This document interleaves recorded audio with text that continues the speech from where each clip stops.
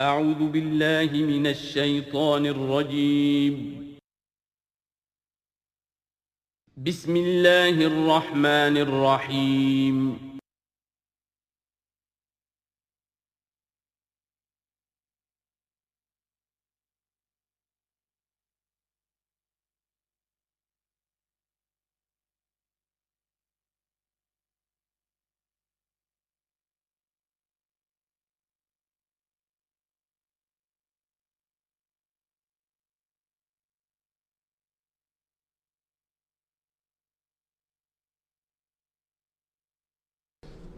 الحمد للہ وکفیٰ والصلاة والسلام علی عبادہ الذین اصطفیٰ اما بعد فقد قال اللہ تبارک وتعالی کما ورد فی سورۃ محمد صلی اللہ علیہ وسلم اعوذ باللہ من الشیطان الرجیم بسم اللہ الرحمن الرحیم مثل الجنة التي وعد المتقون فيها انہار من ماء غیر آسن وانہار من لبن لم يتغیر طعمه وانہار من خمر لذۃ للشاربین وانہار من عسل مصفى ولہم فیہا من کل الثمرات ومغفرۃ من ربہم کمن ہوا خالد فی النار وسقوا ماء حمیما فقطع امعاءہم صدق اللہ العظیم۔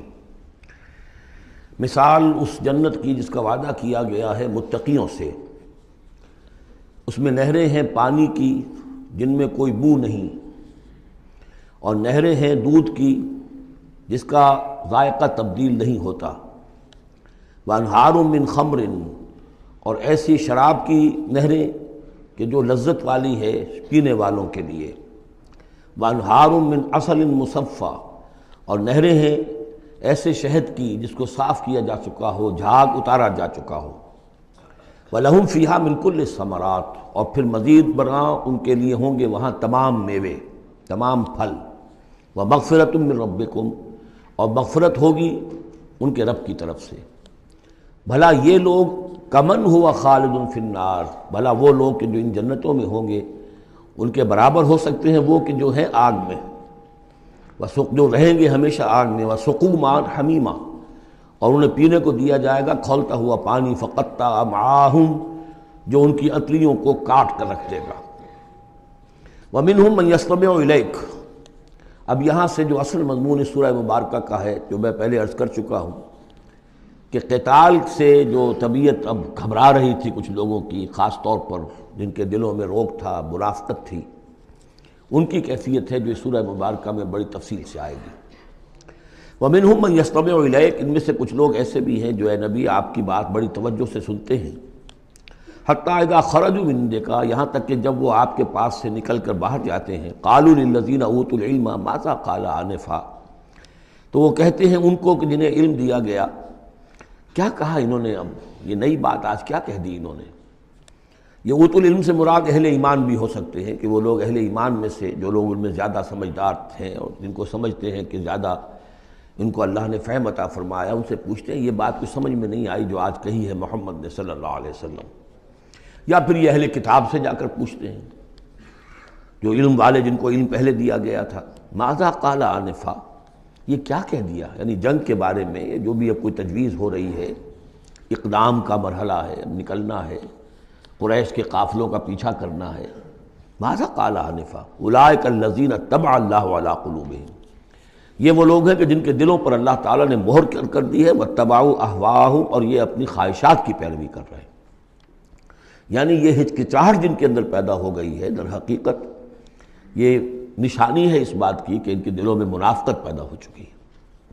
والذین اہتدوا زادہم ھدی، اور جو ہدایت پر ہیں اللہ تعالیٰ نے ان کی ہدایت میں اضافہ کیا ہے، اس نئے مرحلے کے آنے سے ان کے جوش ایمان میں اور ذوق شہادت میں اضافہ ہو گیا ہے۔ وآتاہم تقواہم، اللہ تعالیٰ نے انہیں ان کے تقوی میں اور اضافہ فرمایا ہے۔ فَهَلْ يَنظُرُونَ إِلَّا السَّاعَةَ أَن تَأْتِيَهُم بَغْتَةً، تو یہ کس چیز کے منتظر ہے سوائے قیامت کے کہ وہ آ دھمکے ان پر اچانک۔ فقط جاء أشراطها، اس کی علامتیں تو آ چکی ہیں، یعنی قیامت کی سب سے بڑی علامت جو ہے وہ در حقیقت حضور صلی اللہ علیہ وسلم کی بعثت ہے، جو کہ آپ آخری رسول ہیں، اور آپ نے فرمایا بھی ہے کہ بعثت انا والساعة كهاتین، دونوں انگلیوں کو آپ نے جوڑا، میں اور قیامت اس طریقے سے جڑے ہوئے، اب میرے بعد کوئی اور نبی نہیں، انا آخر المرسلین وانتم آخر الامم، میں آخری رسول ہوں، تم آخری امت ہو، تو اب آپ کی بات تو قیامت ہی آنی ہے۔ فَأَنَّىٰ لَهُمْ إِذَا جَاءَتْهُمْ ذِكْرَاهُمْ، تو جب وہ آ جائے گی، ان پر دھمک آ جائے گی، یا دھمکے گی، تو پھر اس وقت ان کا یاد کرنا یا نصیحت اخذ کرنا یا سبق حاصل کرنا ان کے کس کام کا ہوگا؟ فَاعْلَمْ أَنَّهُ لَا إِلَٰهَ إِلَّا اللَّهُ وَاسْتَغْفِرْ لِذَنبِكَ، پس جان لو کہ اللہ کے سوا کوئی معبود نہیں، اور اپنی خطاؤں کے لیے اللہ سے استغفار کرو۔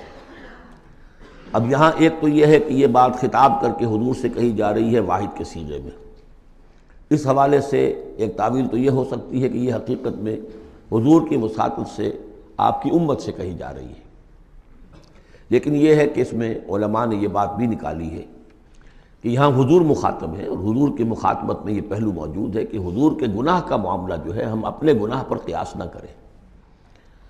حسنات الابرار سیئات المقربین، حضور کی تو جو انٹینسٹی ہوتی تھی تعلق مع اللہ کی شدید، اس میں ذرا سی کمی آتی تھی تو آپ اسے بھی سمجھتے تھے کہ بہت بڑی کوتاہی مجھ سے ہو گئی ہے۔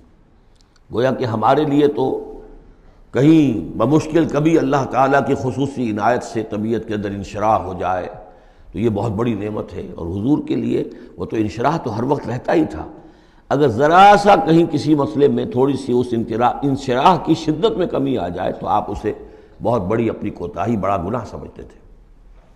ویسے میری ایک ذاتی رائے بھی ہے، وہ میں اگلی صورت میں آ کر اس بات کو پورے طور سے واضح کروں گا کہ یہاں حضور کی خطا سے مراد یہ ہے کہ جو بھی اس جد و جہد میں کہیں کوئی کوتاہی رہ گئی ہے، اور وہ کوتاہی اگر دوسرے مسلمانوں سے ہوئی ہے، تب بھی جیسا کہ آپ کو معلوم ہے کہ جنگ اگرچہ سب مل کر لڑتے ہیں، سپاہی بھی لڑتا ہے، لیکن یہ کہ صحرا بنتا ہے تو جو کمانڈر ہوتا ہے، سپہ سالار ہوتا ہے، فتح اس کے کھاتے میں جاتی ہے۔ اسی طریقے سے شکست ہو جائے تو شکست کا جو کلنک کا ٹیکہ ہے وہ بھی ظاہر بات ہے کہ سپہ سالار کے ماتھے پر لگے گا، چاہے اس میں غلطی کسی اور کی ہو جائے۔ اس اعتبار سے اگر کہیں کسی سے کوئی کوتاہی ہوئی ہے تو گویا کہ وہ حضور صلی اللہ علیہ وسلم کی جد و جہد ہونے کے اعتبار سے کہ آپ ہی کی قیادت میں ہو رہی ہے، تو اس جد و جہد کے اندر کہیں کوئی کوتاہی یا کمی جو ہے اس کا ذکر ہو رہا ہے۔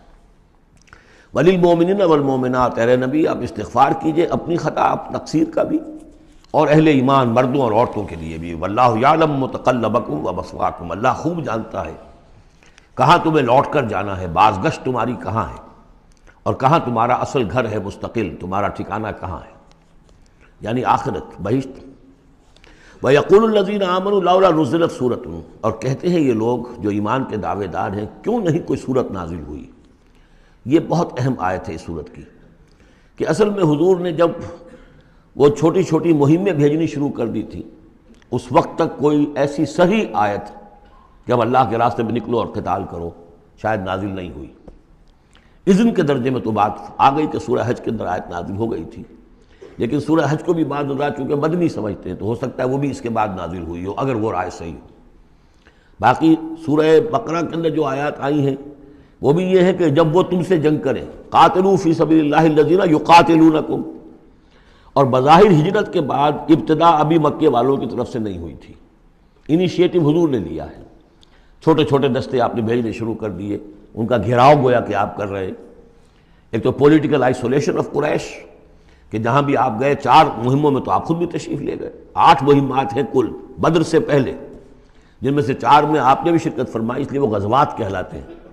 عام ہمارا خیال ہے کہ پہلا غزوہ جو ہے غزوہ بدر ہے، اس سے پہلے 8 ہیں مہمات، جن میں سے 4 سرایا ہیں جن میں حضور تشریف نہیں لے گئے، مسلمانوں کو آپ نے بھیجا، اور 4 غزوات ہیں۔ جہاں آپ گئے وہاں جا کر آپ نے وہاں کے قبیلے سے، اس علاقے میں جو قبیلہ آباد تھا اس سے آپ نے صلح کر لی۔ اب یا تو وہ پہلے حلیف تھا قریش کا، اب حلیف بن گیا وہ حضور کا صلی اللہ علیہ وسلم، یا یہ کہ نیوٹرل بن گیا، اس نے کہا کہ نہ ہم آپ کی مدد کریں گے قریش کے خلاف، نہ قریش کی مدد کریں گے آپ کے خلاف۔ نتیجہ یہ ہوا کہ پولیٹیکل جو انفلوئنس تھا، zone of influence, political influence Quraish کا وہ کم ہو رہا ہے۔ پھر آپ نے قافلوں کا پیچھا کیا تو اس سے اندازہ ہوا کہ اب ان کی لائف لائن جو ہے، ان کی تو شہرت تھی وہ، اس کے اوپر آپ نے ہاتھ ڈالا۔ یہ چیزیں چونکہ آپ کی طرف سے ہوئی ہیں، اس وقت تک مکے والوں کی طرف سے جو بھی کچھ انہوں نے کیا، مکے میں ستایا، مارا، پیٹا، وہ تھے اپنی جگہ۔ ہجرت کے بعد ان کی طرف سے کوئی اقدام نہیں ہوا۔ اس پر یہ لوگ جو تھے، جو ذرا اس جنگ وغیرہ سے اور اس معاملے سے اپرا رہے تھے، تو ان کو ایک دلیل ملی ہوئی تھی. وہ کہتے تھے لولا نزل سورۃ، کیوں نہیں کوئی سورت نازل ہو جاتی. یہ تو محمد صلی اللہ علیہ وسلم نے خود ہی اپنا ایک سلسلہ شروع کر دیا ہے اپنی ذاتی رائے سے. ان کا خیال ہوگا جیسے کوئی مہم جو انسان ہوتا ہے، تو شاید اسی طریقے سے اب یہ جو ہے مہم جو انسان بن گئے. لولا نزل سورۃ فاذا انزلت سورۃ محکمۃ، پھر جب ایک محکم صورت نازل کر دی گئی، وذکر فیہا القتال، اور اس میں قتال کا حکم آ گیا. رأیت الذین فی قلوبہم مرض، تو اب تم دیکھو گے ان لوگوں کو کہ جن کے دلوں میں روگ ہے. ینظرون الیک نظر المغشی علیہ من الموت، اب آپ کی طرف ایسے دیکھیں گے جیسے وہ شخص دیکھتا ہے جس پر موت کی غشی طاری ہو رہی ہوتی ہے. دلیل ان کی ختم ہو گئی. اب وہ کہتے تھے کہ آیت اترے، کو قرآن نازل ہو جس سے معلوم ہو کہ اب قتال ہے، یہ اللہ کا حکم ہے. اسی لیے اسی آیت میں جو لفظ قتال آیا ہے، اسی کے حوالے سے اس سورت کا نام سورہ قتال بھی ہے. فَإِذَا أُنزِلَتْ سُورَةٌ مُحْكَمَةٌ وَذُكِرَ فِيهَا الْقِتَالُ رَأَيْتَ الَّذِينَ فِي قُلُوبِهِم مَّرَضٌ يَنظُرُونَ إِلَيْكَ نَظَرَ الْمَغْشِيِّ عَلَيْهِ مِنَ الْمَوْتِ فَأَوْلَىٰ لَهُمْ، تو افسوس ہے ان پر، بربادی ہے ان کے لیے. طاعۃ وقول معروف، دیکھو ایمان لائے ہو، ایمان کا دعویٰ کر رہے ہو تو اطاعت لازم ہے تم پر. طاعۃ وقول معروف، ہاں کوئی مشورہ دینا ہے، بھلی بات کہنی ہے، کوئی حرج نہیں ہے، مشورہ دے سکتے ہو، اچھی بات کہہ سکتے ہو، لیکن اطاعت کرنی پڑے گی. فَإِذَا عَزَمَ الْأَمْرُ، مشورے کے بعد جب فیصلہ ہو جائے، ایک بات طے ہو جائے، فَلَوْ صَدَقُوا اللَّهَ لَكَانَ خَيْرًا لَهُمْ، تو اب اگر انہوں نے جو وعدہ اللہ سے کیا ہوا تھا اور جو میثاق ایمان ان کا ہے، اس کو اگر یہ سچا کریں گے، ثابت ہوں گے سچے، تبھی ان کی خیریت ہے، تبھی ان کے لیے بہتری ہے. فَهَلْ عَصَيْتُمْ إِن تَوَلَّيْتُمْ أَن تُفْسِدُوا فِي الْأَرْضِ وَتُقَطِّعُوا أَرْحَامَكُمْ. اس آیت کے دو ترجمے کیے گئے ہیں. پہلے میں وہ ترجمہ کر رہا ہوں کہ جو شیخ الہند کا بھی ہے اور مجھے اسی سے اتفاق ہے، کہ تم ذرا سوچو، اگر جس حال میں اس وقت تم ہو، اگر تمہیں حکومت مل جائے، تم والی بن جاؤ، تمہیں یہاں اقتدار مل جائے اس جزیرہ نما عرب میں، تو تمہاری ابھی چونکہ پوری تربیت نہیں ہوئی ہے، خاص طور پر ظاہر بات ہے کہ جو انصار مدینہ تھے ابھی ایمان لائے تھے، ان کی تربیت تو نہیں ہوئی. ان میں ایک بڑی تعداد ایسے لوگوں کی بھی شامل تھی، آپ کو معلوم ہے کہ جو منافق تھے. آخر غزوہ احد میں 1/3 نفری جو ہے وہ نکل کر چلی گئی تھی، تو معلوم ہوا کہ اس میں اتنی بڑی تعداد میں منافق بھی تھے. اگر اس حال میں تمہیں کہیں حکومت مل جائے تو تم کیا کرو گے؟ تفسدوا فی الارض، زمین میں فساد مچاؤ گے، وتقطعوا ارحامکم، اور اپنے رحمی رشتے کاٹو گے. یہ بات سمجھنی چاہیے ان جماعتوں کو بھی کہ جو چاہے اپنے دانش میں دین کے لیے اقتدار حاصل کرنا چاہتی ہیں، کہ ہم دین کو قائم کرنے کے لیے چاہتے ہیں کہ ہمارا غلبہ ہو، لیکن یہ کہ اگر وہ اپنے کارکنوں کی تربیت پر زور نہیں دیں گے، ان میں خلوص اور اخلاص اور للہیت، خالص اللہ کے لیے جو کرنا ہے اللہ کے لیے اور دین کے احکام کے مطابق، اگر ان جماعتوں کے کارکن جو ہیں وہ اس کی پوری تربیت یافتہ نہیں ہوں گے، تو ہو سکتا ہے کہ بجائے اگر انہیں کہیں اختیار مل جائے تو بجائے اصلاح کے اور فساد ہو جائے. اور پہلا فساد تو اس اعتبار سے کہ بہرحال وہ لوگ فاسق اور فاجر تھے، انہوں نے جو فساد مچایا سو مچایا، لیکن اگر دین کے نام پر کہیں فساد مچ جائے تو پھر دین بدنام ہو جائے گا. یہ ہے مضمون کہ جو یہاں اس آیت میں آیا ہے کہ ابھی تمہیں امتحانوں میں سے گزرنا پڑے گا، بھٹیوں میں سے نکلو گے تب تم ذرے خالص بنو گے اور کندن بنو گے. ایک ترجمہ یہ کیا گیا ہے ان تولیتم، مطلب اگر تم منہ موڑ لو گے، قتال نہیں کرو گے، تو اس کا نتیجہ یہ نکلے گا کہ زمین میں فساد ہوگا اور تم اپنے رحمی رشتے قطع کرو گے. لیکن میرے نزدیک پہلا مضمون، یہ ترجمہ میں آپ کو پڑھ کر سنا رہا ہوں، شیخ الہند کا ہے.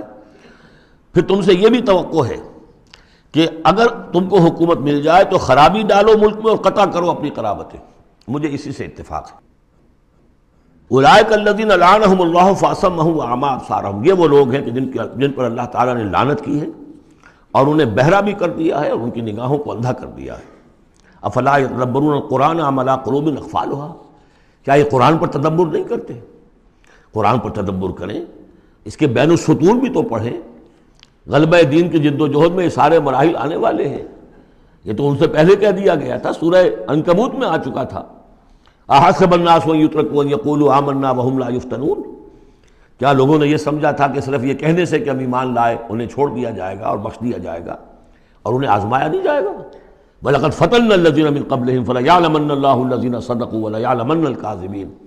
ہم نے تو ہمیشہ جو بھی ان سے پہلے تھے ان کو بھی آزمایا ہے، اور اللہ تو صاف کھول دے گا، واضح کر دے گا کہ کون حقیقت میں سچے مومن ہیں اور کون جھوٹ موٹ کے مومن بنے ہوئے ہیں۔ اور اسی صورت میں آگے بھی آ گیا فَلَيَعْلَمَنَّ اللَّهُ الَّذِينَ آمَنُوا وَلَيَعْلَمَنَّ الْمُنَافِقِينَ، اللہ تو بالکل دودھ کا دودھ پانی کا پانی جدا کر دے گا کہ اللہ تعالیٰ کھول دے گا کہ کون واقعی مومن اور کون منافق ہے۔ تو کیا یہ لوگ قرآن پر تدبر نہیں کرتے یا ان کے دلوں پر قفل پڑ چکے ہیں؟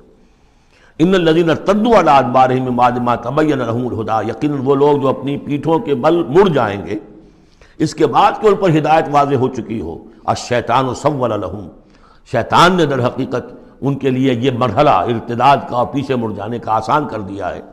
وَأَمْلَى لَهُمْ، اور ان کو بڑی طول عمل کے اندر پھنسا دیا ہے، لمبے لمبے ان کی امیدیں ہیں دنیا کے اندر۔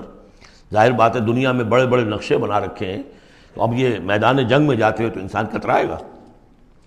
ذَلِكَ بِأَنَّهُمْ قَالُوا لِلَّذِينَ كَرِهُوا مَا نَزَلَ اللَّهُ سَنُطِيعُكُمْ فِي بَعْضِ الْأَمْرِ، یہ اس لیے ہے کہ انہوں نے کہا ان لوگوں سے جنہیں ناپسند ہے وہ شے جو اللہ نے نازل کی۔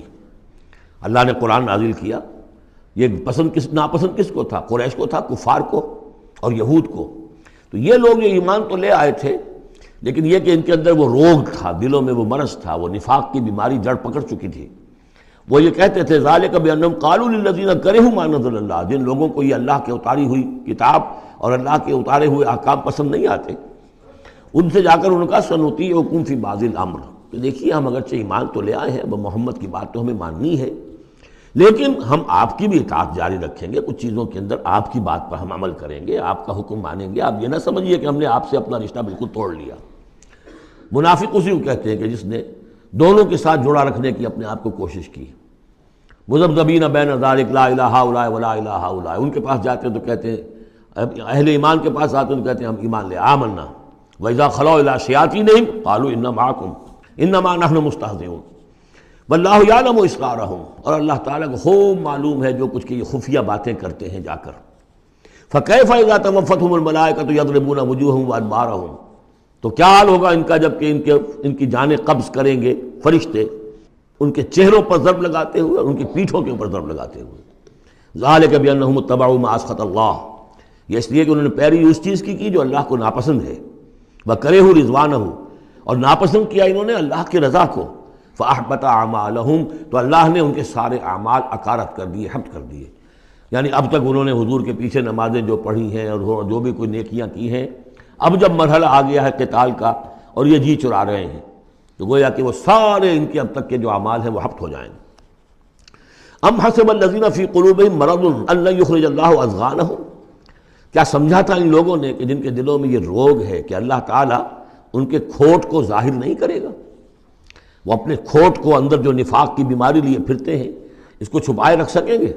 انہوں نے یہ سمجھا تھا، اللہ تعالیٰ نے تو اسے واضح کرنا تھا۔ فَلَيَعْلَمَنَّ اللَّهُ الَّذِينَ آمَنُوا وَلَيَعْلَمَنَّ الْمُنَافِقِينَ، تو ام حسب الذین فی قلوبہم مرض ان لن یخرج اللہ اضغانہم، انہوں نے یہ سمجھا تھا کہ اللہ تعالیٰ ان کے کھوٹ کو، دلوں کے کھوٹ کو علم نشرہ نہیں کر دے گا۔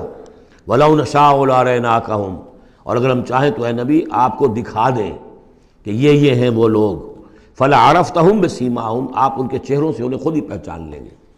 ظاہر بات ہے کہ ایک صادق الایمان شخص کا چہرہ اور ایک منافق کا چہرہ، انسان کے قلب کی کیفیت جو ہوتی ہے وہ تو چہرے کے اوپر جو ہے، face is the index of mind, ذہنی کیفیت جو ہے، قلب کی کیفیت جو ہے وہ چہرے پر ہوتی ہے۔ فَلَعَرَفْتَهُمْ، تو آپ پہچان ہی چکے ہیں انہیں ان کے چہروں سے۔ وَلَتَعْرِفَنَّهُمْ فِي لَحْنِ الْقَوْلِ، اور مزید آپ پہچان لیں گے انہیں ان کی گفتگو کے ڈھب سے، انداز سے۔ گفتگو میں بھی ظاہر بات ہے کچھ چاپلوسی کریں گے، کچھ ہیر پھیر ڈالیں گے۔ ایک مخلص آدمی کی گفتگو اور ایک اس طرح کے شخص کی گفتگو زمین و آسمان کا فرق ہوتا ہے۔ وَاللَّهُ يَعْلَمُ أَعْمَالَكُمْ، اللہ تمہارے اعمال کو خوب جانتا ہے۔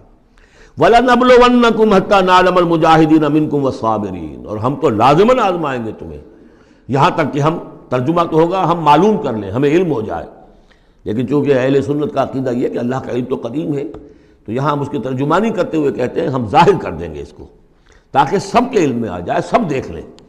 ہم آزمائیں گے تمہیں یہاں تک کہ سب دیکھ لیں کہ مجاہدین کون ہیں تم میں سے، حتیٰ نعلم المجاہدین منکم والصابرین، اور وہ جو صبر کرنے والے ہیں۔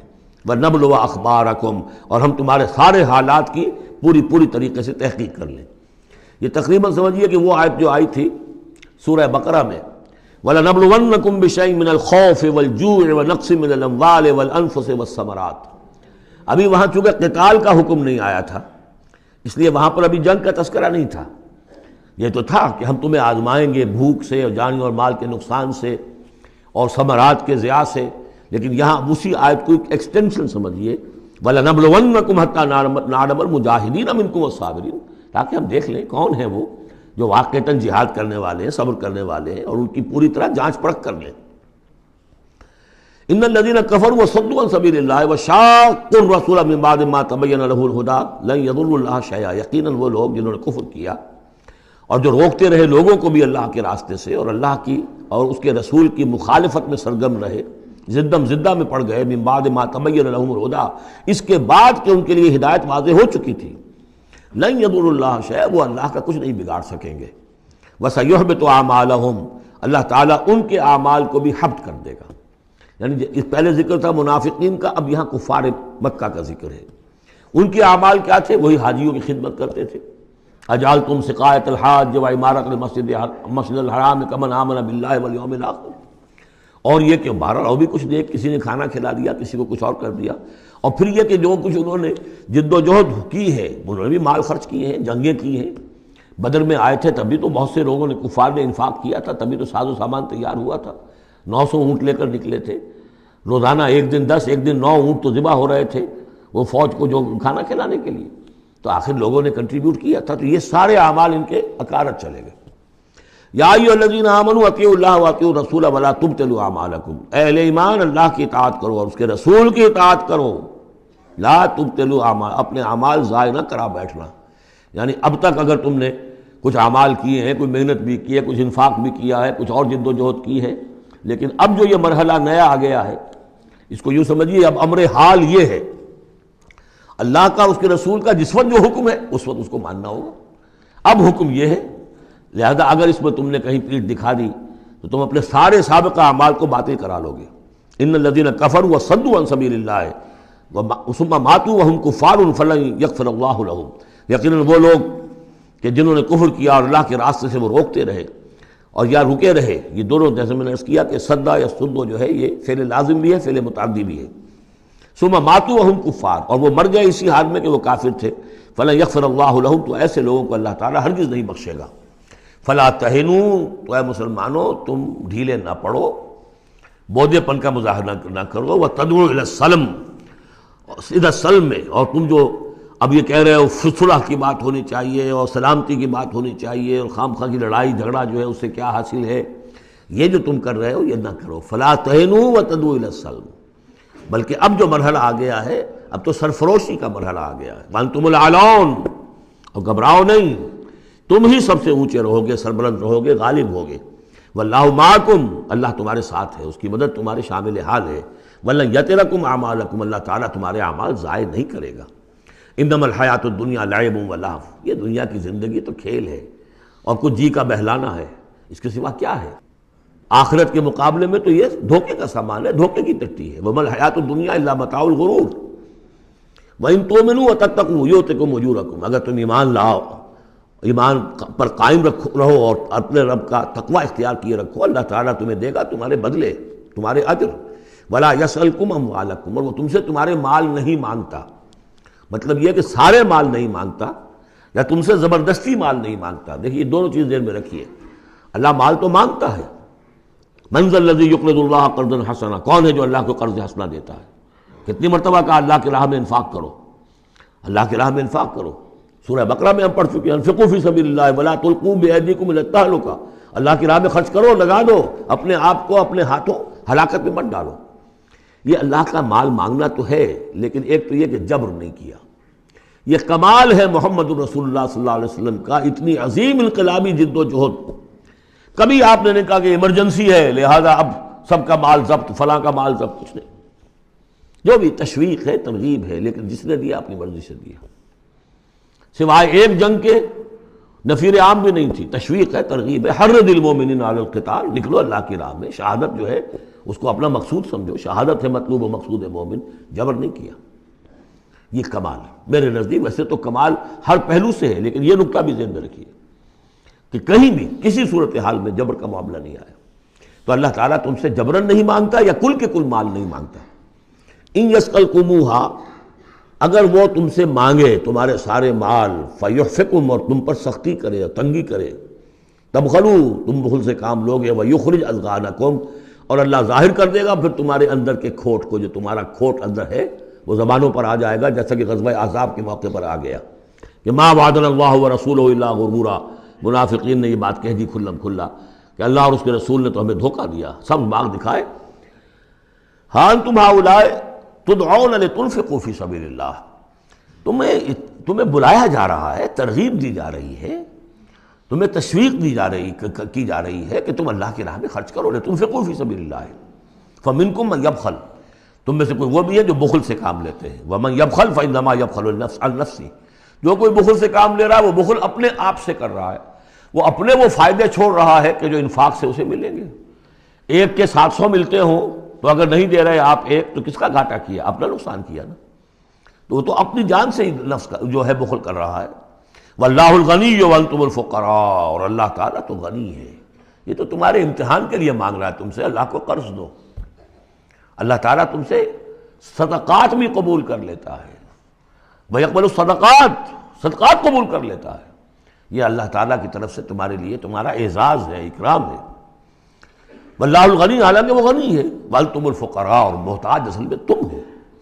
وَإِن تَتَوَلَّوْا، یہ آیت بڑی فیصلہ کن ہے، ان تتولوا، اگر تم پیٹھ پھیر لوگے، یستبدل قوما غیرکم، تو تمہیں ہٹا کر کسی اور قوم کو لے آئے گا، ثم لا یکونوا امثالکم، پھر وہ تمہاری طرح کے نہیں ہوں گے۔ اب یہ ہو سکتا ہے کہ اس کا اطلاق جو ہے اس وقت کے کچھ لوگوں پر بھی ہوا ہو کہ جنہوں نے منافقت کی بنا پر پیٹھ موڑ لی، اللہ نے اپنے نبی کے لیے ان سے زیادہ جو ہے جانثار قسم کے اہل ایمان جو ہے وہ فراہم کر دیے۔ لیکن یہی آیت جو ہے اس اعتبار سے کہ حضور کی بعثت اصلی، بعثت خصوصی امیین کے لیے تھی، بنی اسماعیل اور عرب کے مشرکین جو ان کے تابع تھے، ان کے لیے یہ کہ یہ بات ان سے کہی جا رہی ہے کہ اب تمہیں سے امت بنی ہے، امت مسلمہ کن سے بنی ہے؟ اس کا نیوکلیس اہل عرب، وہی امت عرب کے لوگ۔ اگر یہ مشن جو تمہارے حوالے ہوا ہے، کذالک جعلناکم امۃ وسطا لتکونوا شہداء علی الناس ویکون الرسول علیکم شہیدا، اگر تم نے اس مشن سے منہ موڑ لیا تو اللہ تمہیں ہٹائے گا، معزول کر دے گا، کسی اور قوم کو لے آئے گا۔ چنانچہ میرے نزدیک اس آیت کا ظہور ہوا ہے بتمام و کمال 13ویں صدی عیسوی میں، جبکہ اللہ تعالیٰ نے عربوں کو امت مسلمہ کی قیادت سے معزول کر دیا۔ 1258 عیسوی میں سقوط بغداد ہوا، ہلاکو کے ہاتھوں جو مسلمانوں پر تاتاریوں کے ہاتھوں بیتی ہے، کروڑوں مسلمان قتل ہوئے اس وقت، معمولی نہیں۔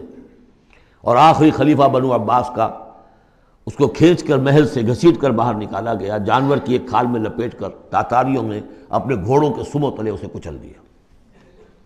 وہ گویا کہ عربوں کا معزول ہونا تھا امت مسلمہ کی قیادت سے۔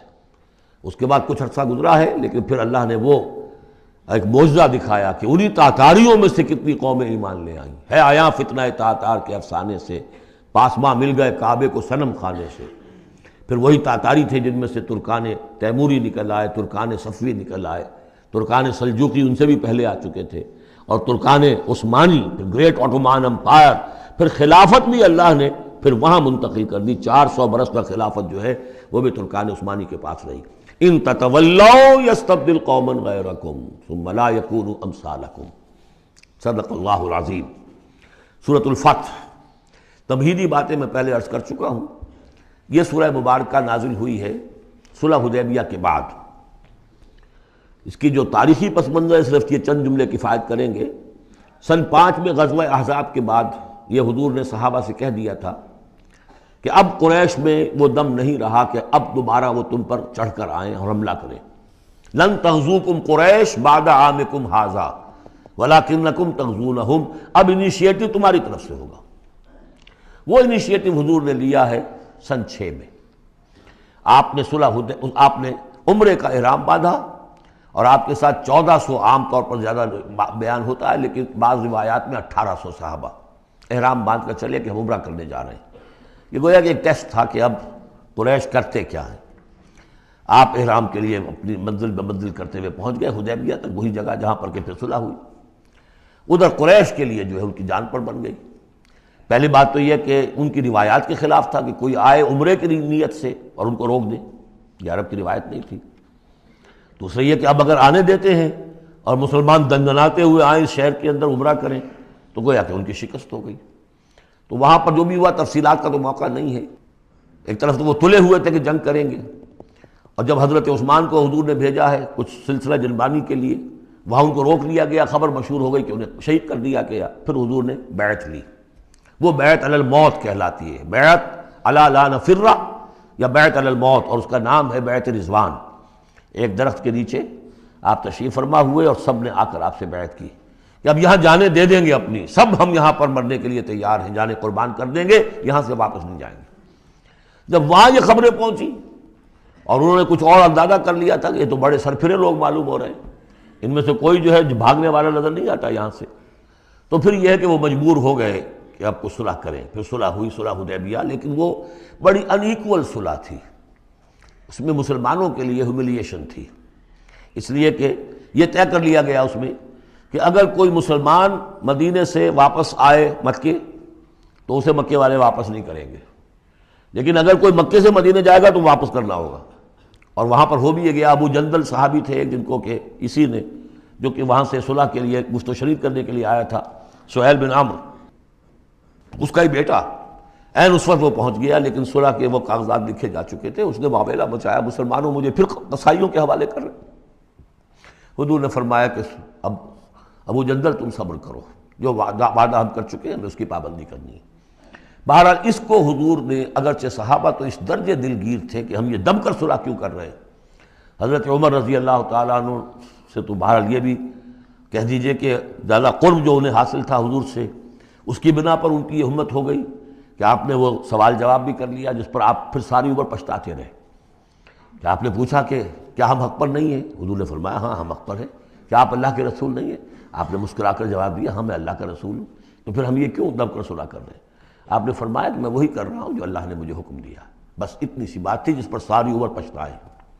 لیکن یہ بات حضرت علی نے بھی کر دی اس درجے میں کہ جب وہ صلح نامہ لکھا گیا، حضور ڈکٹیٹ کرا رہے تھے، حضرت علی کاتب تھے، لکھ رہے تھے، تو اب حضور نے فرمایا یہ صلح نامہ ہے، لکھو محمد رسول اللہ اور قریش کے مابین۔ وہ سہیل بن عمرو نے اعتراض کر دیا کہ نہیں، یہ اگر ہم اس میں لکھیں گے ظاہر بات ہے صلح نامے پر تو دونوں فریقوں کے دستخط ہوتے ہیں، تو میں دستخط کروں گا تو میں تو آپ کو اللہ کا رسول نہیں مانتا، ورنہ اس عبارت کی روح سے جب اس کے نیچے میرا بھی دستخط آئیں گے تو گویا میں نے مان لیا۔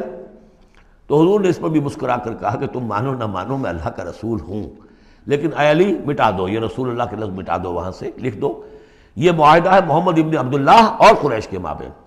حضرت علی نے کہا کہ حضور یہ میں نہیں کر سکتا، میں اپنے ہاتھ سے آپ کے نام کے ساتھ لکھے ہوئے الفاظ، اب دیکھیے اگرچہ حکم تو یہ ہے کہ الامر فوق الادب، لیکن یہ کہ یہ جو بھی کچھ ہوا ہے تو یہ ہوا غیرت دینی، حمیت دینی کی وجہ سے۔ حضرت علی نے بھی کیا، حضرت عمر نے بھی کیا، دونوں کے طرز عمل میں کوئی فرق نہیں۔ لیکن بہرحال اس کے بعد جو ہے صلح ہوئی ہے، اور مسلمانوں کے دل اگرچہ اس پہ بہت ہی رنجیدہ تھے، اور یہ بات بھی بڑی عجیب تھی کہ وہیں احرام کھول دیے گئے، وہیں قربانی کے جانور جو ہیں، تو اب اس پر جو ہے یہ آیت صورت اتری ہے، اور پہلا لفظ یہ ہے انا فتحنا لک فتحا مبینا، مسلمانوں کی دلجوئی کے لیے کہ تم جسے سمجھ رہے ہو کہ دب کر صلح کی ہے، حقیقت حال کے اعتبار سے تو اے محمد ہم نے آپ کو بڑی روشن فتح عطا فرمائی۔ آج ہم اسے انٹرپریٹ کر سکتے ہیں روشن فتح کس اعتبار سے کہ ٹریٹی کے معنی یہ ہے کہ مصالحت کی صلح ہوتی ہے دو فریقوں کے درمیان جو ایک دوسرے کو ریکگنائز کریں۔ اس کا مطلب یہ ہے کہ قریش نے ریکگنائز کر لیا that Muhammad is a power to reckon with، اور یہ بہت بڑی بات ہے، قریش نے تسلیم کیا، اور تسلیم کرنا جو ہے یہ اللہ تعالیٰ کی طرف سے فتح عظیم ہے۔ انا فتحنا لک فتحا مبینا لیغفر لک اللہ ما تقدم من ذنبک وما تاخر۔ اب دیکھیے یہ ذنب کا لفظ یہاں پھر دوبارہ آ گیا تاکہ اللہ تعالیٰ بخش دے آپ کو جو پچھلے ہوئی آپ کی کوئی کوتاہیاں یا گناہ یا جو بعد میں ہوئی، وَيُتِمَّ نِعْمَتَهُ جو پیچھے رہے گناہ ان کو بھی بخش دے، وَيُتِمَّ نِعْمَتَهُ عَلَيْكَ اور تاکہ اللہ تعالیٰ اپنی نعمت کا اتمام فرما دے آپ پر، وَيَهْدِيَكَ صِرَاطًا مُسْتَقِيمًا اور آپ کو ہدایت دے سیدھے راہ کی طرف۔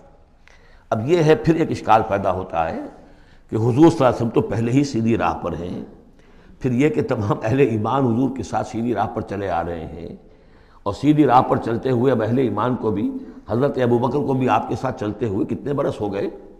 18 برس ہو گئے، تو اب ان کے معنی کیا ہو گئے؟ تو اس پہ بہت سی بحثیں ہیں، یہ تو اب میں تفسیر میں نہیں جا سکتا۔ میری توجہ وہی ہے جو میں اس سے پہلے سورہ محمد میں کر چکا ہوں ضم کی، کہ یہ جو جد و جہد ہوئی ہے اس میں اگر کہیں کوئی خامی کوتاہی کسی کی طرف سے ہوئی ہے، چاہے وہ کسی اور مسلمان کی طرف سے ہوئی ہے، صاحب ایمان کی طرف سے ہوئی ہے، غلطی ہوئی ہے، خطا ہوئی ہے، ان سب کی اب اللہ تعالیٰ تلافی فرما دے گا۔ یہ فتح مبین جو ہے وہ ان سب کو کور کر جائے گی، اور یہدیہ کا صراط مستقیم، اب آپ کی یہ جد و جہد بالکل سیدھی تیر کی طرح اپنے ہدف کی طرف بڑھے گی۔ اب اس میں کوئی جو ہے تزلزل نہیں ہوگا، بلکہ آپ کی یہ جد و جہد، اللہ کے دین کی اقامت کی جد و جہد اور اللہ کی حکومت قائم کرنے کی جد و جہد جو ہے سیدھی اپنے ہدف کی طرف بڑھتی چلی جائے گی۔ چنانچہ یتم نعمتہ، وہ تو ہم پڑھ چکے ہیں، الیوم اکملت لکم دینکم واتممت علیکم نعمتی ورضیت لکم الاسلام دینا۔ تو دین کا اتمام ایک تو اس شکل میں کہ قرآن میں دین مکمل ہو جائے، شریعت پوری ہو گئی، لیکن اس سے تکمیل نہیں ہوتی اس معنی میں جب تک اس کی ایک عملی ڈیمانسٹریشن بھی مکمل نہ ہو۔ عملی ڈیمانسٹریشن مکمل ہوتی ہے جب اللہ کی حکومت بالفعل قائم ہو جائے۔ تو اتمام نعمت جو ہے وہ صرف کتاب کے اندر اس شریعت کا پورا بیان ہو جانا اور نظام کا آ جانا، اس سے وہ اتمام بتمام و کمال نہیں ہوتا جب تک کہ اس کی ایک نشانی، اس کا ایک نمونہ جو ہے، اس کی ایک صورت لوگوں کے سامنے نہ آ جائے، آئیڈیل فارم اس کی جو ہے وہ سامنے نہ آ جائے، اس کا نمونہ سامنے آ جائے۔ تو اس کے لیے ضروری ہے کہ اب یہ جد و جہد آپ کی جو ہے سیدھی اب تیز رفتاری کے ساتھ اپنے اصل ہدف یعنی اظہار دین، لیظہرہ علی الدین کلہ، اور یہ آیت آ جائے گی اس سورہ مبارکہ کے آخر میں بھی کہ ہم نے بھیجا ہی آپ کو اے محمد اس لیے ہے کہ آپ اللہ کے دین کو غالب کریں۔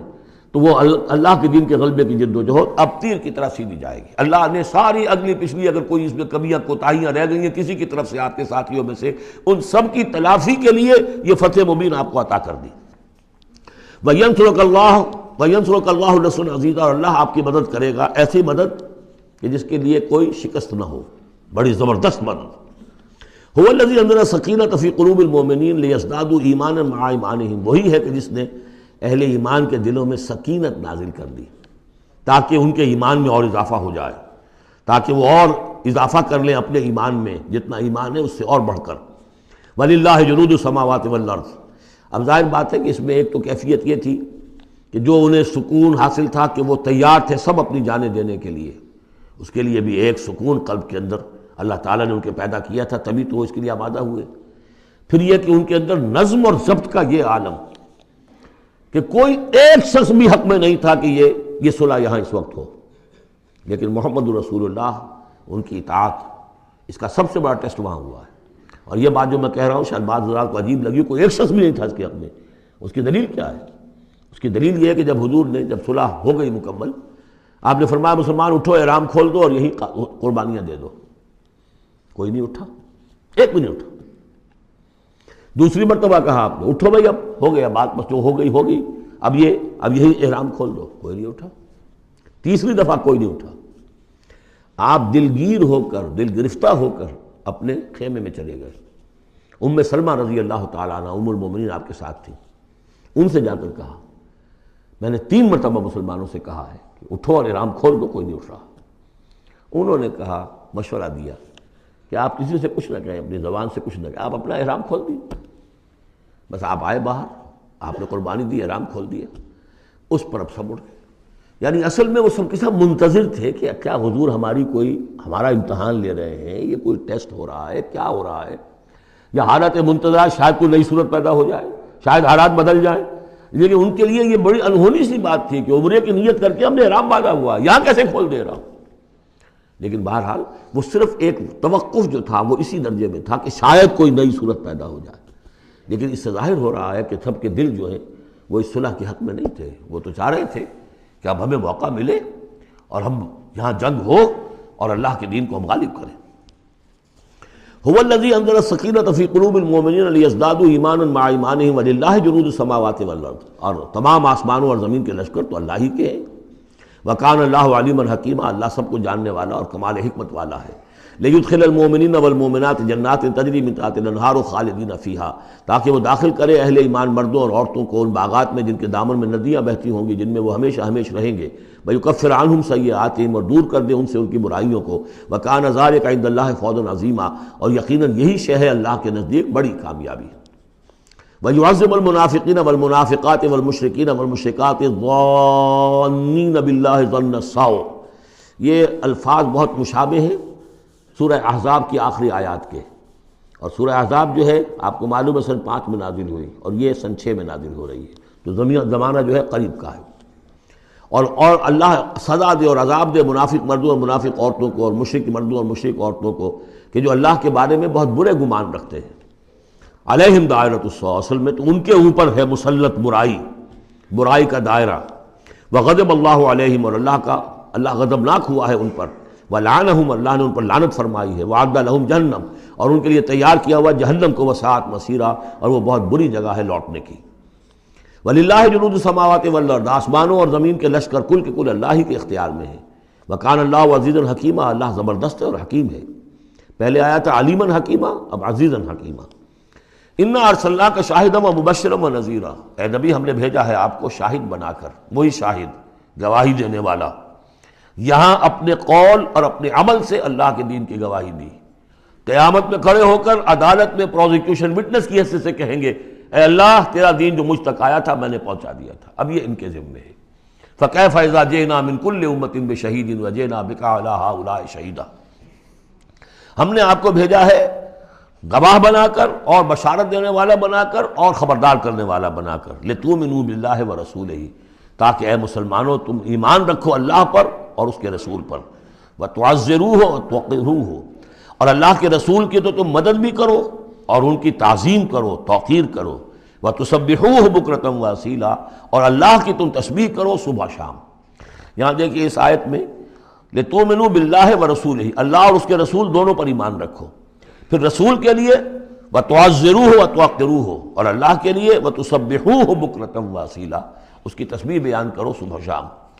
ان الذین یبایعونک انما یبایعون اللہ، یقیناً وہ لوگ جو اے نبی آپ سے بیعت کر رہے ہیں وہ حقیقت میں اللہ سے بیعت کر رہے ہیں۔ ید اللہ فوق ایدیہم، اللہ کا ہاتھ ان کے ہاتھوں کے اوپر ہے۔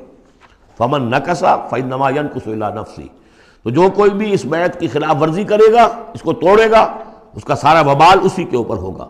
ومن اوفی بما عاہد علیہ اللہ، اور جو پورا کر دے گا اس معاہدے کو جو اللہ سے کر رہا ہے، فسیؤتیہ اجرا عظیما، تو اللہ تعالیٰ اسے اجر عظیم عطا فرمائے گا۔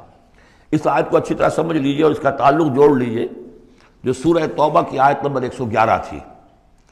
ان اللہ اشتری من المؤمنین انفسهم واموالهم بان لهم الجنہ یقاتلون فی سبیل اللہ فیقتلون ویقتلون وعدا علیہ حقا فی التوراۃ والانجیل والقرآن ومن اوفی بعہدہ من اللہ فاستبشروا ببیعکم الذی بایعتم بہ، اللہ نے اہل ایمان سے ان کی جانیں اور مال خرید لی ہے جنت کے عوض۔ یہ جو خرید و فروخت ہو گئی ہے یہ بیع ہو گئی ہے، بیع و شرع ہو گئی ہے۔ فاستبشروا ببیعکم الذی بایعتم بہ، خوشیاں مناؤ، جشن مناؤ اس بیعت پر، اس بیع پر، اس سودے پر جو تم نے کیا ہے، اس سے بہتر سودا کوئی نہیں۔ اچھا یہ بیع تو ہوئی بندے اور اللہ کے مابین۔ فرض کیجئے میں بیعت کر رہا ہوں، اے اللہ میں اپنی جان مال تیرے حوالے کرتا ہوں، لیکن اللہ کے اور میرے درمیان تو غیب کا پردہ ہے۔ یہ کیسے، کس کو دوں یہ جان اور مال، کس کے حکم پر دوں، کس کے کہنے پر دوں، کہاں مال خرچ کروں؟ ظاہر بات ہے کہ اس کے لیے کوئی انسان، اب وہ انسان اس وقت ہے محمد الرسول اللہ صلی اللہ علیہ وسلم، بیع اللہ سے، بیعت محمد سے۔ محمد اللہ کے رسول ہیں، وہ بتائیں گے کہ اس طرح مال خرچ کرو، اس طرح جان لگاؤ، یہ وقت آ گیا ہے جان لے کر میدان میں آ جاؤ، جان ہتھیلی پر رکھ کو میدان میں آ جاؤ۔ لہذا جو بیع اللہ سے ہوئی ہے، ان اللہ اشتری من المؤمنین انفسهم واموالهم بان لهم الجنہ، اس کے لیے بیعت محمد رسول اللہ سے ہو رہی ہے۔ اور یہ عرب میں رواج تھا کہ جب وہ کوئی سودا کرتے تھے پھر وہ مصافحہ کرتے تھے، ہاتھ ملاتے تھے۔ ہاتھ جب ملا لیا اب وہ جو سودا ہے پکا ہو گیا، اب پیچھے نہیں جا سکتے آپ۔ جب تک مصافحہ نہیں ہوتا اس وقت تک آدمی کوئی اس میں تبدیلی کر سکتا ہے، لیکن مصافحہ جو ہے وہ پختگی کے لیے۔ لہذا یہ بیعت اب محمد رسول اللہ سے ہو رہی ہے کہ ہم نے جو جان اللہ اور اپنی مال جو اللہ کے حوالے کی ہے اسے ہم خرچ کریں گے آپ کے کہنے کے مطابق، جو آپ حکم دیں گے، آپ کی مرضی ہے، آپ ہم سے جب چاہیں یہ جان اور مال حاصل ہے، جب چاہیں وصول فرما لیں۔ یہ بیعت ہے جو ہوئی ہے محمد رسول اللہ سے۔ اچھا، اس میں جو یہ فرمایا، چونکہ یہ تین فریق ہو گئے، اللہ، بیعت کرنے والا اور جس کے ہاتھ پر بیعت کی گئی، لہذا یہ ٹرائی پارٹائٹ ایگریمنٹ ہے، تین فریق ہیں اس کے۔ ایک وہ ہے حضور کا ہاتھ، جس پر بیعت کرنے والے کا ہاتھ آ گیا۔ اللہ نے فرمایا ایک تیسرا ہاتھ بھی ہے، وہ تمہیں نظر نہیں آ رہا، ید اللہ فوق ایدیہم، اللہ کا ہاتھ ان کے ہاتھوں کے اوپر ہے۔ تو یہ تین ہاتھ ہیں در حقیقت اس بیعت کے اندر، اس بیعت کے اندر۔ ان الذین یبایعونک انما یبایعون اللہ، اصل میں تو بیعت، اور بیعت جو ہو رہی ہے تو اللہ سے ہو رہی ہے۔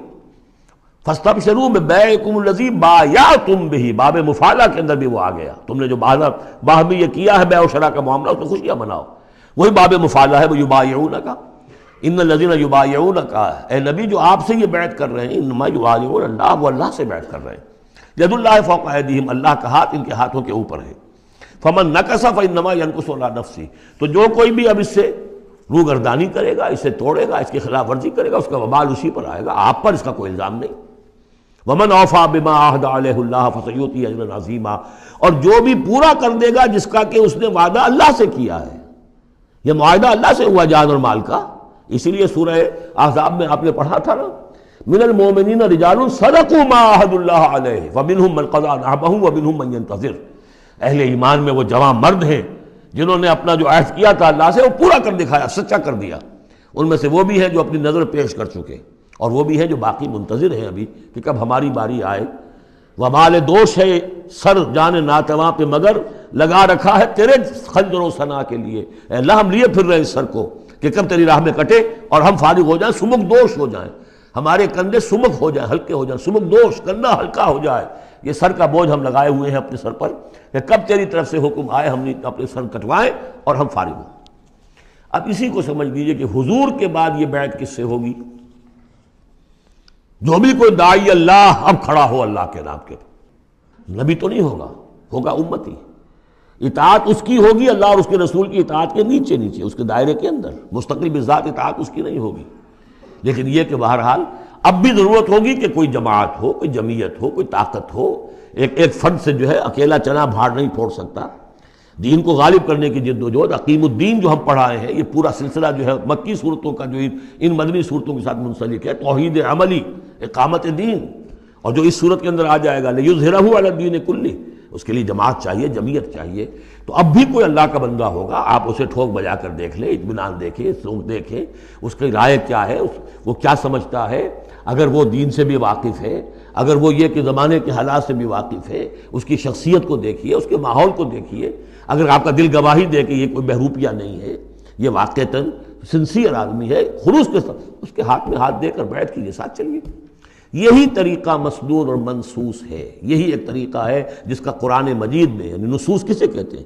نصوص قرآنی، نصوص حدیث، حدیث میں بھی ذکر ہے تو بیعت کا ہے۔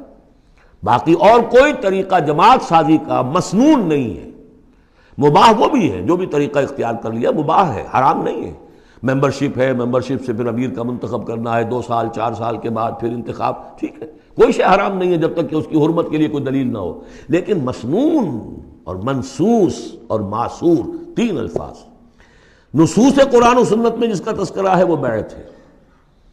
جو مسنون ہے، پوری زندگی حضور کی جو ہے اس میں کتنی بیعتیں ہوئی ہیں، بیعت عقبہ اولیٰ، بیعت عقبہ ثانیہ، بیعت رضوان، اور پھر یہ کہ نحن الذین بایعوا محمدا علی الجہاد ما بقینا ابدا۔ جب غزوہ احزاب میں جب وہ خندق کھودی جا رہی تھی تو یہ شعر پڑھ رہے تھے صحابہ کرام، ہم ہیں وہ لوگ کہ جنہوں نے محمد سے بیعت کی ہے، جہاد کی، اب یہ جہاد جاری رہے گا جب تک جان میں جان ہے۔ یہ ہے ساری زندگی میں آپ کی بیعت کا نظام تھا۔ اس کے بعد خلافت ہوئی تو بیعت پر ہوئی، حضرت ابو بکر سے بیعت، عمر سے بیعت، مشورہ علیحدہ بات ہے، جب طے ہو گیا کہ اب یہ ہو گیا تو بیعت۔ پھر خلافت میں کچھ غلط رخ پیدا ہو رہا تھا، حضرت حسین رضی اللہ تعالیٰ عنہ اور حضرت عبداللہ ابن زبیر رضی اللہ تعالیٰ عنہما یہ کھڑے ہوئے تو جنہوں نے جمعیت بنائی بیعت کی بنیاد پر بنائی۔ یہ دوسری بات ہے کہ جو کوفی تھے انہوں نے جو بیعت کی تھی حضرت حسین سے وہ توڑ دی انہوں نے۔ فمن نکث فانما ینکث علی نفسہ۔ اس کے بعد ہمارے ہاں اگر کوئی سلسلہ بنا ہے ارشاد کا، تزکیہ نفس کا، صوفیاء کرام وہ بھی بیعت، بادشاہ ہوتے تھے تو بیعت۔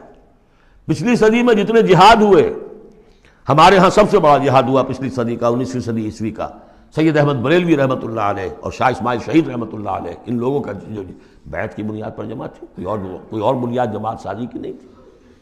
مہدی سوڈانی نے جہاد کیا انگریزوں کے خلاف بیعت کی بنیاد پر، سنوسی نے جہاد کیا اطالویوں کے خلاف بیعت کی بنیاد پر۔ تو یہ بیعت کا لفظ ہے جو یہاں آیا ہے، اس کو اچھی طرح سمجھ لیجئے۔ یہ جان لیجئے کہ یہ جو دوسرا رکوع ہے اس سورہ مبارکہ کا، اور اس کے بعد تیسرا رکوع اور چوتھا رکوع جو ہے، ان میں بھی تقدیم و تاخیر ہے۔ یہ جو پہلے رکوع کا مضمون ہے یہ جا کر ملے گا اب تیسرے کے ساتھ، اور بعد میں یہ نازل ہوا ہے کہ یہ جو دوسرے رکوع میں آیتیں آ رہی ہیں۔ سَيَقُولُ لَكَ الْمُخَلَّفُونَ مِنَ الْأَعْرَابِ شَغَلَتْنَا أَمْوَالُنَا وَأَهْلُونَا، جب حضور واپس پہنچ گئے اور یہ غزوہ جو بیعت رضوان ہو گئی اور پھر صلح حدیبیہ ہو گئی، پھر آپ واپس پہنچے تو جاتے ہوئے گویا کہ ان سے کہا جا رہا ہے حضور سے، جیسے کہ غزوہ تبوک سے واپسی پر جو آیات نازل ہوئی وہ ہم سورہ توبہ میں پڑھ چکے ہیں۔ ان قریب کہیں گے وہ لوگ کہ جو پیچھے رہ جانے والے تھے، من الاعراب، اعراب میں سے، شغلتنا اموالنا واہلونا، حضور نے عام اعلان کروایا تھا، فرض نہیں تھا، سب کے لیے لازم نہیں تھا، عمرے کے لیے چلنے کے لیے کہا تھا چلے، جتنے لوگ چل سکتے ہیں چلے۔ تو اب آئیں گے یہ وہ اعراب جو ہے بادیہ نشین، اور وہ کہیں گے حضور ہم مشغول رہے اپنے اموال میں، اپنے ڈھور ڈنگر کی دیکھ بھال میں، اپنے اہل و عیال میں، ہم آپ کے ساتھ نہیں جا سکے، فاستغفر لنا، تو ہمارے لیے استغفار کیجئے۔ یقولون بألسنتہم ما لیس فی قلوبہم، یہ لوگ اپنے منہوں سے وہ کچھ کہہ رہے ہیں اپنی زبانوں سے، ان کے دلوں میں نہیں ہے، دلوں میں کچھ اور ہے۔ یہ منافقوں کا تذکرہ ہو رہا ہے اعراب میں سے۔ قل فمن یملک لکم من اللہ شیئا ان اراد بکم ضرا او اراد بکم نفعا، ان سے کہیے کہ اگر اللہ تعالیٰ نے تمہارے لیے کوئی بھی اگر ضرر کا فیصلہ کیا تھا تو، اور اگر خیر کا فیصلہ کیا تھا تو کون سی چیز روک سکتی ہے؟ من یملک لکم من اللہ شیئا، کون ہے وہ کہ جو اختیار رکھتا ہو تمہارے بارے میں اللہ کی طرف سے کچھ بھی، اگر اس نے ارادہ کیا ہو ضرر کا، یعنی اگر کوئی خرابی ہونی تھی تو کیا تمہارے یہاں ہونے کی وجہ سے رک جانی تھی؟ یا اگر خیر کوئی آنا تھا تو تمہاری غیر موجودگی میں نہیں آ سکتا تھا؟ یعنی پیچھے رہ جانا چاہیے معنی دار، کیوں رہ گئے؟ اگر کوئی خیر آنا تھا وہ تمہاری غیر موجودگی میں بھی آ سکتا ہے، کوئی شر آنا تھا وہ تمہاری موجودگی میں بھی آ سکتا ہے۔ تو جب تمہاری موجودگی اور ناموجودگی اللہ کے اعتبار سے تو بالکل برابر ہے، تو تمہارا یہ بہانہ تراشنا جو ہے یہ صحیح نہیں ہے۔ بل کان اللہ بما تعملون خبیرا، بلکہ تم جو کچھ کرتے رہے ہو اللہ اس سے باخبر ہے۔ وہ کیا ہے؟ اب ان کے دل کی بات اللہ تعالیٰ، ان کے دل میں جو چور تھا، بل ظننتم، تمہیں یہ گمان ہو گیا تھا، ان لن ينقلب الرسول والمؤمنون الى اہلہم ابدا، ان کو یہ گمان ہوا کہ ان کا تو معلوم ہوتا ہے کہ واقعتاً کوئی دماغ خراب ہو گیا مسلمانوں کا، قریش پر چڑھائی کر کے جا رہے ہیں، قریش، یہ تو سمجھیے کہ ان کے لیے ابھی تک عرب میں جو ان کی حیثیت تھی قریش کی، وہ سمجھتے تھے کہ اب تو یہ موت کے منہ میں جا رہے ہیں، اب یہ واپس ان میں سے کوئی آنے والا نہیں ہے۔ بل ظننتم، تم نے یہ گمان کیا تھا، ان لن ينقلب الرسول والمؤمنون الى اہلہم ابدا، کہ اب واپس آئیں گے ہی نہیں رسول اور اہل ایمان اپنے گھر والوں کی طرف۔ وَزُيِّنَ ذَلِكَ فِي قُلُوبِكُمْ، اور یہ تمہارے دلوں میں کھما دی گئی بات، وَظَنَنْتُمْ ظَنَّ السَّوْءِ، اور تم نے بہت برا گمان کیا، وَكُنْتُمْ قَوْمًا بُورًا، اور تم ہو ہی تباہ ہونے والے لوگ۔ یہ منافقین اعراب کا تذکرہ ہو رہا ہے، اور یہ کب ہو رہا ہے؟ سن 6 میں۔ سن 2 کے اندر جو معاملہ تھا وہ بھی ہم دیکھ چکے ہیں، وہ جو سورہ محمد کے اندر آیا معاملہ، جبکہ ابھی یہ مرحلہ شروع ہو رہا تھا، ابھی قتال کا سلسلہ شروع ہونے والا تھا، اس وقت بھی ان کے دلوں میں صلح جوئی، امن سے کام کرو، صلح سے کام کرو، یہ خامخواہ جو ہے یہ اس طرح کی مہم جوئی مناسب نہیں ہے، اس وقت ان کا یہ خیال تھا۔ وَمَن لَّمْ يُؤْمِن بِاللَّهِ وَرَسُولِهِ فَإِنَّا أَعْتَدْنَا لِلْكَافِرِينَ سَعِيرًا، اور جو کوئی اللہ اور اس کے رسول پر ایمان نہ رکھے تو اللہ تعالیٰ نے ایسے کافروں کے لیے تو جہنم تیار کر رکھی ہے۔ وَلِلَّهِ مُلْكُ السَّمَاوَاتِ وَالْأَرْضِ يَغْفِرُ لِمَن يَشَاءُ، اور اللہ آسمانوں اور زمین کی بادشاہی اللہ ہی کے لیے ہے، وہ بخشتا ہے جس کو چاہتا ہے، وَيُعَذِّبُ مَن يَشَاءُ، اور عذاب دے گا جس کو چاہے گا، وَكَانَ اللَّهُ غَفُورًا رَحِيمًا، اور اللہ تعالیٰ غفور الرحیم ہے۔ سَيَقُولُ الْمُخَلَّفُونَ إِذَا انطَلَقْتُمْ إِلَىٰ مَغَانِمَ لِتَأْخُذُوهَا، اب یہ نوٹ کر لیجئے تاریخی اعتبار سے کہ اس کے فوراً بعد جو ہے اگلے ہی سال حضور نے، اب جب کہ قریش سے صلح ہو گئی تو آپ یکسو ہو گئے، ادھر سے کوئی حملہ اب نہیں ہوگا، تو آپ نے اپنی پوری طاقت لے کر خیبر پر حملہ کیا، جو گڑھ بن گیا تھا یہودیوں کا، جو بنو قینقاع اور بنو نذیر نکالے گئے تھے، جا کے وہیں آباد ہو گئے تھے، پہلے سے بھی وہاں پر وہ بڑا گڑھ تھا، ان کے بڑے قلعے تھے، بڑے یعنی فورٹیفائڈ، اور وہاں پر سارا وہ اب حضور نے ان کی جو ہے سرکوبی کی۔ جب حضور خیبر کی طرف جا رہے تھے، اب ان کا ہم بھی چلتے ہیں آپ کے ساتھ، اس لیے انہیں یقین تھا کہ فتح ہوگی اور مال غنیمت آئے گا۔ سیقول المخلفون اذا انطلقتم الی مغانم، اور اے مسلمانوں جب تم اب جاؤ گے غنیمت حاصل کرنے کے لیے، یعنی اب جو غزوہ خیبر کی طرف جو پیش قدمی کرو گے، تو یہی لوگ جو پہلے پیچھے رہ گئے تھے وہ یہ کہیں گے ذرونا نتبعکم، ہم بھی آپ کے ساتھ چلیں، اجازت دیجیے۔ یریدون ان یبدلوا کلام اللہ، یہ اللہ کے کلام کو بدل دینا چاہتے ہیں۔ وہ اللہ کا کلام اگلے رکوع میں آ رہا ہے کہ ان کے بارے میں طے کر دیا گیا تھا کہ جو لوگ اس صلح حدیبیہ کے موقع پر نہیں گئے ہیں ساتھ حضور کے، اب ان کو کسی بھی دوسری نیکسٹ جنگ کے اندر شمولیت کی اجازت نہیں ہوگی۔ وہ آگے آ رہا ہے، اس لیے اس کے سمجھنے میں تھوڑی سی دقت ہوتی ہے، لیکن سمجھ لیجئے کہ وہ آگے ہے، اسی لیے تقدیم و تاخیر کی میں نے بات آپ سے کی تھی۔ یریدون ان یبدلوا کلام اللہ، یہ چاہتے ہیں کہ اللہ کے کلام کو تبدیل کر دیں، اللہ کے حکم کو بدل دیں۔ قل لن تتبعونا، کہہ دیجئے کہ نہیں اب تم ہمارے ساتھ نہیں جاؤ گے۔ کذالکم قال اللہ من قبل، یہ بات اللہ تعالیٰ پہلے ہی کہہ چکا ہے پہلے، اور اس صورت میں آ رہا ہے ذرا بعد میں۔ فسیقولون بل تحسدوننا، وہ کہیں گے یہ تو آپ لوگ حسد کر رہے ہیں ہم سے، آپ ہمیں ساتھ میں لے جانا چاہتے ہیں جبکہ ہمیں اندازہ ہے کہ وہاں پہ غنیمتیں ملیں گی۔ بل کانوا لا یفقہون الا قلیلا، حقیقت یہ ہے کہ یہ فہم ہی نہیں رکھتے، تفقہ ہی نہیں رکھتے مگر بہت ہی تھوڑی۔ قل للمخلفین من الاعراب، یہ جو لوگ رہ گئے تھے پیچھے، یہ بدو لوگ، ان سے کہہ دیجئے ستدعون الی قوم اولی باس شدید، ان قریب پھر تمہیں بلایا جائے گا ایک ایسی قوم کی طرف، ایسے قوم کے مقابلے کی طرف جو بڑی طاقت والی ہوگی۔ تو قاتلونہم او یسلمون، یا تم ان سے قتال کرو گے یا وہ مسلمان ہوں گے اور یا وہ اطاعت قبول کریں گے۔ اس سے ہے اشارہ در حقیقت جو نیا سلسلہ جنگوں کا اب شروع ہونے والا تھا، اور وہ تھا سلطنت روما کے خلاف غزوہ موطا۔ اب اندرون ملک عرب کا معاملہ جو تھا وہ ختم ہوا، اب تو اصل جو معاملہ پیش آنا ہے وہ انقلاب محمدی کا بین الاقوامی مرحلہ ہے، تصدیر الانقلاب، انقلاب کو اب آگے ایکسپورٹ کرنا ہے، اور اب ٹکراؤ ہونے والا ہے جس کی پیشگی خبر دی جا رہی ہے سلطنت روما کے ساتھ، جہاں سٹینڈنگ آرمیز تھی لاکھوں کی، یہ رومن لیجنز مشہور ہیں تاریخ کے اندر، غرق آہن اور ٹرینڈ۔ تو تمہیں بلایا جائے گا اس وقت، پھر تمہیں ایک موقع دے دیا جائے گا، ستدعون الی قوم اولی باس شدید تقاتلونہم او یسلمون، اور یہ اصل میں تین چیزیں آ گئیں وہی کہ اب جو بھی اس عرب سے باہر جو معاملہ ہوا ہے، یا تو وہ اسلام لے آئیں یا وہ اطاعت قبول کر لیں، یہ دونوں یسلمون میں شکلیں ہو جائیں گی، اطاعت قبول کر لیں گے اسلام لے آئیں یا پھر جنگ ہوگی۔ فَإِن تُطِيعُوا يُؤْتِكُمُ اللَّهُ أَجْرًا حَسَنًا، اگر اس وقت تم اطاعت کرو گے اللہ کے رسول کی، ان کے ساتھ جاؤ گے تو اللہ تعالیٰ جو ہے تمہیں اجر حسنہ دے گا۔ وَإِن تَتَوَلَّوْا كَمَا تَوَلَّيْتُم مِّن قَبْلُ، اور اگر تمہیں اسی طرح پیٹھ دکھا دی جیسے کہ پہلے پیٹھ دکھائی تھی، يُعَذِّبْكُمْ عَذَابًا أَلِيمًا، تو اللہ تعالیٰ عذاب علیم دے گا تمہیں۔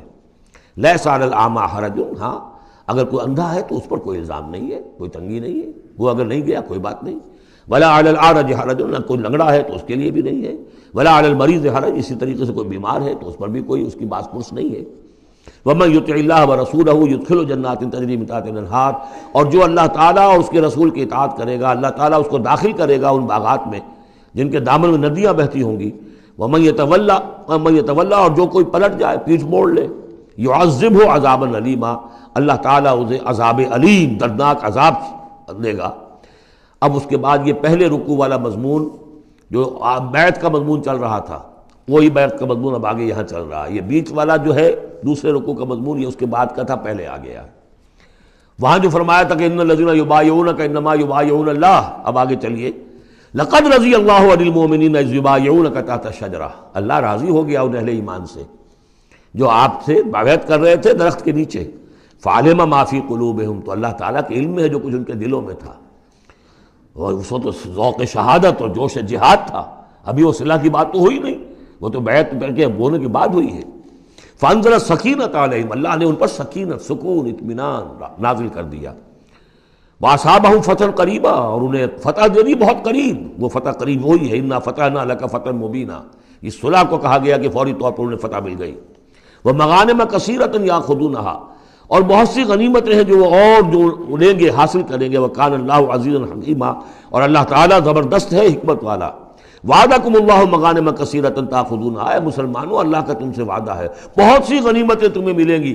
فعجل لکم ہذہ، تو یہ تو تمہیں نقد دے دی ہے، فوری طور پر دے دی ہے یہ فتح جو تمہیں مل گئی ہے. وکف ایدی الناس عنکم، اور اللہ تعالیٰ نے روک لیا لوگوں کے ہاتھوں کو تم سے. لتکون آیۃ للمؤمنین، تاکہ یہ اہل ایمان کے لیے ایک نشانی بن جائے. وَيَهْدِيَكُمْ صِرَاطًا مُسْتَقِيمًا، اور اللہ تعالیٰ تمہاری رہنمائی فرمائے سیدھے راستے کی طرف. یعنی اب تمہاری جد و جہد جو ہے وہ تیر کی طرح سیدھی کامیابی کے آخری مراحل تک پہنچ جائے. بارک اللہ لی ولکم فی القرآن العظیم ونفعنی وإیاکم بالآیات والذکر الحکیم.